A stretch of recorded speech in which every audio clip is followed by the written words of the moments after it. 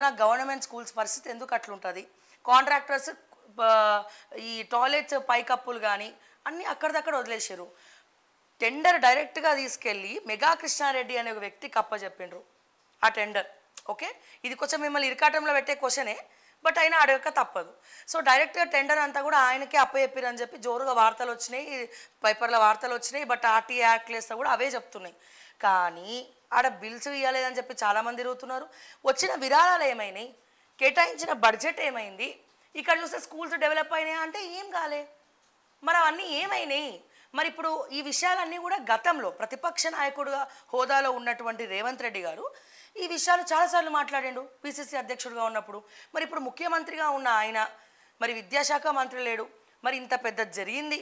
మరి దీంట్లో మరి ఏం లొసగులు ఉన్నాయో అందరికీ తెలుసు. మరి అవన్నీ ఎందుకు బయటకు తీసుకొస్తలే? ఎందుకు స్కూల్ డెవలప్మెంట్స్ గురించి మాట్లాడట్లే? ఇట్లా చాలా అంశాలు ఉన్నాయి. మన ఊరు మనబడి గురించి మాట్లాడదు. మీరు చాలా ఇంటెలిజెంట్ అనుకున్నా, ఇంత అమాయకంగా ఉన్నారేమో. ఎందుకు సార్ నేను అమాయకురాలా కనబడుతున్నాను? చాలా ఇన్నోసెంట్ లాగా. ఎందుకు మీకు నచ్చని ప్రశ్న అడిగినందుక? చాలా ఇన్నోసెంట్ లాగా కనిపిస్తున్నారు మీకు. ఇప్పుడు పోయిన ఆయన ఉన్నాడు కదా ముఖ్యమంత్రి, ఆయన ఏమన్నాడు? మన ఊరు మన బడి అన్నాడు. అవును.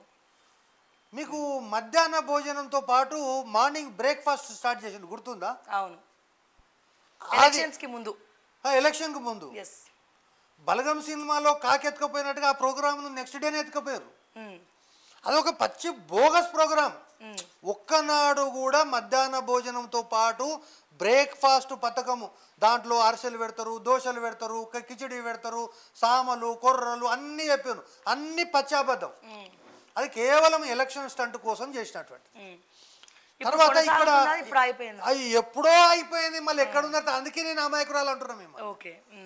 రెండవది మీరు బాగా గుర్తు చేశారు, అదేమన్నారు? మన ఊరు మనబడి. మనబడి ఇది ఒక పెద్ద బక్వాస్, పచ్చి మోసం, దగా.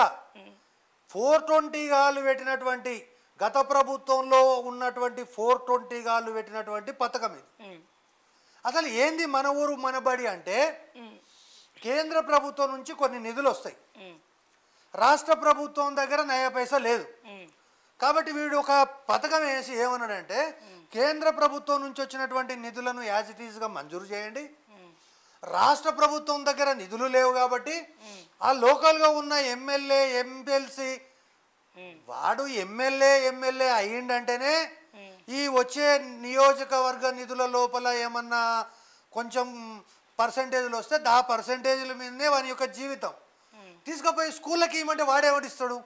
ఇప్పుడు బోర్వెల్ వేస్తే ఎవడన్నా ఓట్లు వేస్తాడు, రోడ్డు వేస్తే ఓట్లు వేస్తాడు, స్కూళ్ళు కట్టించినంటే ఎవడు ఓట్లు వేస్తాడు? కాబట్టి వాడు 5 పైసలు కూడా ఎవరికి ఇవ్వలేదు. కాబట్టి ఆ పథకం కొంచెం ఇమ్మన్నారు, బట్ ఎవడు 5 పైసలు ఇవ్వలే. కాబట్టి కేంద్ర ప్రభుత్వం ఇచ్చినటువంటి దాంతో గోడలు కట్టిన మాట వాస్తవం. మరి పైకప్పు వేయాలంటే రాష్ట్ర ప్రభుత్వం పైసలు ఇవ్వాలి, తలుపులు పెట్టాలంటే రాష్ట్ర ప్రభుత్వం పైసలు ఇవ్వాలి. వీడు ఇచ్చిన పాపన పోలేదు, వాడు తీసుకున్న పాపన పోలేదు.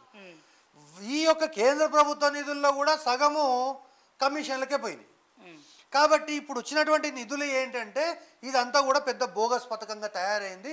కాబట్టి ఈ ముఖ్యమంత్రిని నేనేం కోరుతున్నా అంటే, ఈ మన ఊరు మనబడి అనేటటువంటి బోగస్ పథకాన్ని సమీక్షించి కొత్తగా ఏం చేస్తారో చేయండి. ఒకటి ఉదాహరణకు ఆంధ్రలో నాడు నేడు అనే పథకాన్ని తీసుకొచ్చారు. అంటే గతంలో స్కూల్ ఎట్లుండే, ఇప్పుడు స్కూల్ ఎట్లుండాలి. కాబట్టి అటువంటి విధంగా ఈ యొక్క స్కూల్ని డెవలప్ చేయడానికి, గతంలో ప్రభుత్వం చేసినటువంటి ఈ బోగస్ విధానానికి, దానికి ఊరికి మన ఊరు మనబడి, మన ఊరు మనబడి, దానికి ఏదో 5 మోడల్ స్కూల్ చేసి ఆ 5 మోడల్ స్కూల్ తప్ప ఒక్క స్కూలుకు సున్నం వేసిన పాపాన కూడా గత ప్రభుత్వం పోలేదు. అది ఒక పెద్ద బోగస్ పథకము. కాబట్టి ఈ ముఖ్యమంత్రి నేనేమంటున్నామా, నేను నీకు స్పష్టంగా చెప్తాను నీకు, ఎందుకంటే అందుకే నేను అమాయకురాలు అంటున్నా. నేను ఇప్పుడు 1,00,000 రూపాయలు కేంద్ర ప్రభుత్వ నిధులు ఒక స్కూల్కి ఇచ్చినాం అనుకుందాం. కేంద్ర ప్రభుత్వ నిధుల్లో భాగంగా అంటే ఉదాహరణకు ఒక స్కూల్కు మనము 10 లక్షల రూపాయలు పెడితే అది అద్భుతంగా తయారవుతుంది. కాబట్టి 5 లక్షలు కేంద్ర ప్రభుత్వం, 5 లక్షలు రాష్ట్ర ప్రభుత్వం. కేంద్ర ప్రభుత్వం ఇచ్చినటువంటి 5 లక్షల రూపాయలు మంజూరైతే అందులో 2.5 లక్షలు రాష్ట్ర ప్రభుత్వమే పట్టుకొని ఏది కమిషన్ల కింద పట్టుకొని వానికి 2.5 లక్షలు ఇచ్చారు. ఆ 2 లక్షల లోపల వాడికి ఉన్న అప్పులు కథ కమామి చూసుకొని ₹1,00,000 పెట్టి ప్రభుత్వం వస్తుంది కాబట్టి శంకుస్థాపనకే ఖర్చు అయిపోయింది. ఇంకేమైనా మిగిలితే 2 గోడలు లేపిండు. ఆ తర్వాత వీడు పైసలు ఇవ్వలే, అవి కట్టలే, దాంట్లో పందులు కుక్కలు ఇవన్నీ కూడా స్థైర్య వ్యవహారం చేస్తున్నటువంటి పరిస్థితి. కాబట్టి అది బూడిదల పోసినటువంటి పన్నీరుగా మారింది. కాబట్టి దాంట్లో ఏమాత్రం కూడా ఈరోజు నేను మీకు చెప్తున్నా, మన ఇద్దరికి చాలా దగ్గర సబితా ఇంద్రారెడ్డి గారు, పోనీ ఏ స్కూల్కి తీసుకుపోతుందో తీసుకుపోమను. కాబట్టి అది పెద్ద బోగస్ పథకము, అది ఆచరణలో సాధ్యమయ్యే పథకం కాదు. కాబట్టి ఇవన్నీ కూడా ఇప్పుడే నేను మీ పేపర్ చూస్తున్నా, 49 లాస్ట్ టైం ఇచ్చినటువంటి బడ్జెట్ లోపల రావాల్సిన నిధులు రాలేదు, తద్వారా 49,000 కోట్ల రూపాయల అప్పు మళ్ళా పెరిగింది అనేటటువంటిది చూపిస్తుంది. కాబట్టి ఇటువంటి యొక్క పథకం ఏదైతే ఉందో ముఖ్యమంత్రి గారు రివ్యూ చేసేటటువంటి సందర్భంగా మన ఊరు మనబడి అనేటటువంటి ఒక బోగస్ పథకాన్ని, ఇది కాళేశ్వరం పథకం కంటే బోగస్ పథకం ఇది. కాళేశ్వరం ప్రాజెక్ట్ అన్న ఏదో కట్టించినట్టు కనిపిస్తుంది కానీ ఇది అంత కూడా లేదు. కాబట్టి దాన్ని స్పష్టంగా ప్రభుత్వం రివ్యూ చేసి మన ఊరు మనబడి పథకాన్ని దాన్ని రివ్యూ చేసి తక్షణం దాన్ని అమల్లోకి తీసుకురావాల్సినటువంటి అవసరం ఉంది. మొన్న రేవంత్ రెడ్డి గారు ఒక ఇంటర్వ్యూలో చెప్తున్నాడు జాబ్ క్యాలెండర్ రిలీజ్ చేశాము అని. బట్ ఎక్కడ రిలీజ్ చేశారని ఎంత వెతికినా మాకైతే దొరకలే. బట్ కొంతమంది సోషల్ యాక్టివిస్ట్ ఎవరైతే ఉన్నారో పృథ్వీరాజ్ గారు కావచ్చు, లేకపోతే మన తెలంగాణ విఠల్ గారు కావచ్చు, జడ్సన్ గారు కావచ్చు, వీళ్ళందరూ కలిసి ప్రెస్ క్లబ్లో జాబ్ క్యాలెండర్ గురించి, అంటే ఎక్కడెక్కడ ఏ డిపార్ట్మెంట్లో ఎన్నెన్ని ఉద్యోగాలు ఖాళీగా ఉన్నాయి, అసలు ఎన్ని ఇవ్వాలి అంటే దాదాపు 2,67,135 దాదాపు ఇన్ని ఉద్యోగాలు ఖాళీగా ఉన్నాయి. అందులో విచిత్రం ఏంటంటే విద్యాశాఖ విషయానికి వస్తే, టీచర్స్ విషయానికి వస్తే రాష్ట్ర వ్యాప్తంగా ఓన్లీ మ్యాథ్స్ టీచర్సే, నేను చెప్పేది ఓన్లీ మ్యాథమెటిక్స్ టీచర్లే 500 మంది టీచర్లు ఖాళీగా జాబులు ఉన్నాయి. అంటే గవర్నమెంట్ స్కూళ్ళల్లో మ్యాథ్స్ టీచర్లు లేరా? ఓకే, అంటే ఇప్పుడు అతనే తెలుగు చెప్పాలా, ఇంగ్లీష్ అతనే, సైన్స్ అతనే, మ్యాథ్స్ అతనే, మరి గవర్నమెంట్ స్కూల్స్ ఉన్నవి ఎందుకు?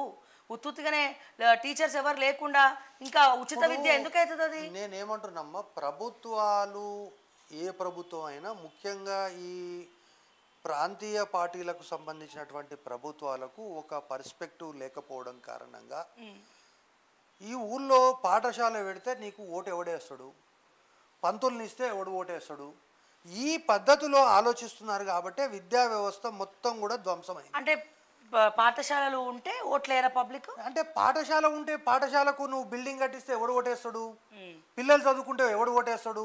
నీకు కావాల్సింది రోడ్లు, తర్వాత ఇంకోటి రైతు బంధులు, తర్వాత ఇంకో బంధులు, సన్న ఓట్లకు 500 బోనస్, ఇటువంటి సంక్షేమ పథకాలు తాత్కాలికంగా ప్రజలను ఉత్తేజితపరిచేటటువంటి సంక్షేమ పథకాలు తప్ప శాశ్వతంగా భవిష్యత్తు సమాజ నిర్మాణానికి ఉద్దేశించినటువంటి ఈ విద్యా వ్యవస్థ పట్ల ఎవడు కూడా పట్టించుకున్న పాపన పోడు. ఒకటి. రెండవది, ఇప్పుడు మీరు ఖాళీల గురించి చెప్పారు. నేను ఇవన్నీ విషయాలు పెద్దగా విశ్లేషణ చేయాల్సిన అవసరం లేదు. తెలంగాణలో 4 కోట్ల మంది ప్రజలు ఉన్నారు. అదేవిధంగా 4 కోట్ల మందికి మీరు నేషనల్ యావరేజ్ కనుక తీసుకుంటే ప్రతి 1,00,000 మందికి 920 మంది ఉద్యోగులు మాత్రమే తెలంగాణలో పనిచేస్తున్నారు.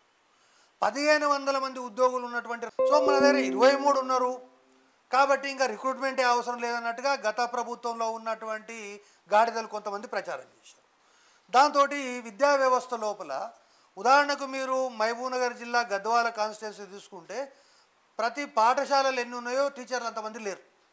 అంటే ఎవడు కూడా దీన్ని పట్టించుకుంటలేడు. తర్వాత టీచర్లు అనేటటువంటి వాడు, నేను పాఠశాలలో 1వ తరగతి నుంచి 5వ తరగతి చదివినప్పుడు ఏ